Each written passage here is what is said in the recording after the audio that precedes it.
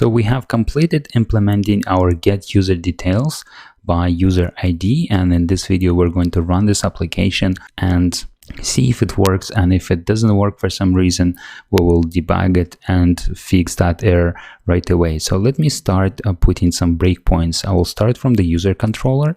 So to get user details, we will send HTTP GET request. This is why I'm creating a GET mapping, and I will put a breakpoint here to see if the user ID value was successfully read from the URL path. And then we will go into the service method and get user by ID function. This one here should be called, and then we will use a user repository to find user by ID, which was provided with the request. So I will put a breakpoint here so that I can step by one line and see if my user entity is null or not null. And this is it. If everything is okay, I will simply continue my program execution and see what would be the response returned. So I will click on debugging icon to run my application in a debug mode. Okay, my application is up and running, and I will bring up my Postman.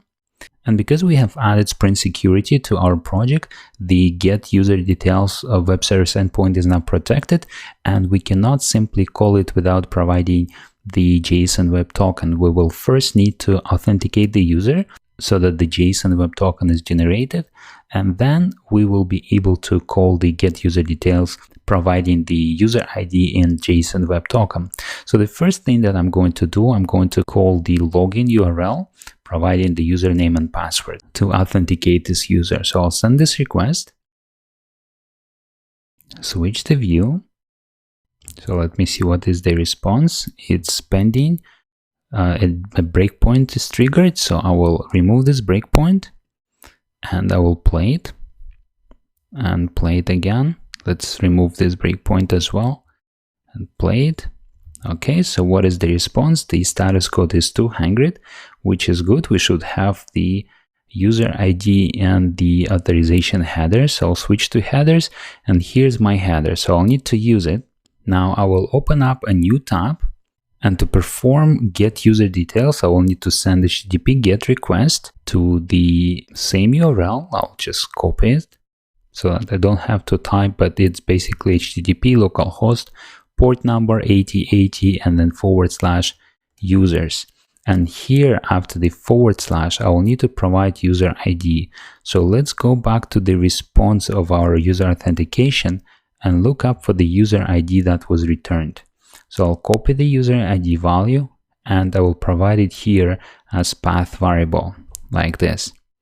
And now I will need to create authorization header. So I'm switching to headers, and I will add one header, which is authorization, select it, and the header name needs to start with bearer, space, and then the header value, which is our JSON Web Token. So I'll copy it and I will paste it here like this and click away.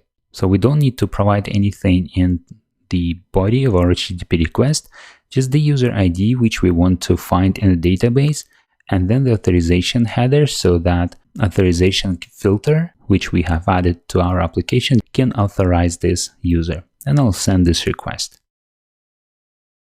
Now we have a breakpoint triggered. Let's remove this breakpoint. It's from the previous video, and I'll play it.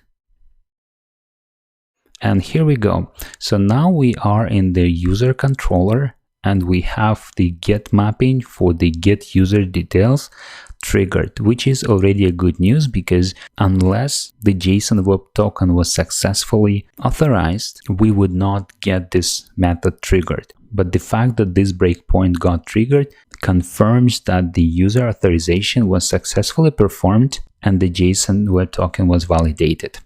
Okay, so let's move mouse over the ID and see if the value of user ID is here, which is true. We have the user ID successfully read from the path variable. Now let's play it.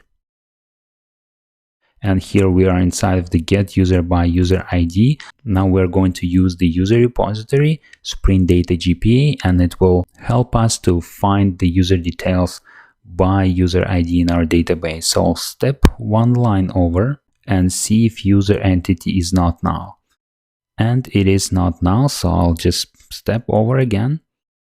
Here we go, the user entity is not null, otherwise we would have an exception. And let's just play it and see what is the return value in our Postman. Let's play it again and switch to Postman, and here we go. We have a successful response that contains user details that we wanted to return. So everything is working here, very good news, and we are ready to continue.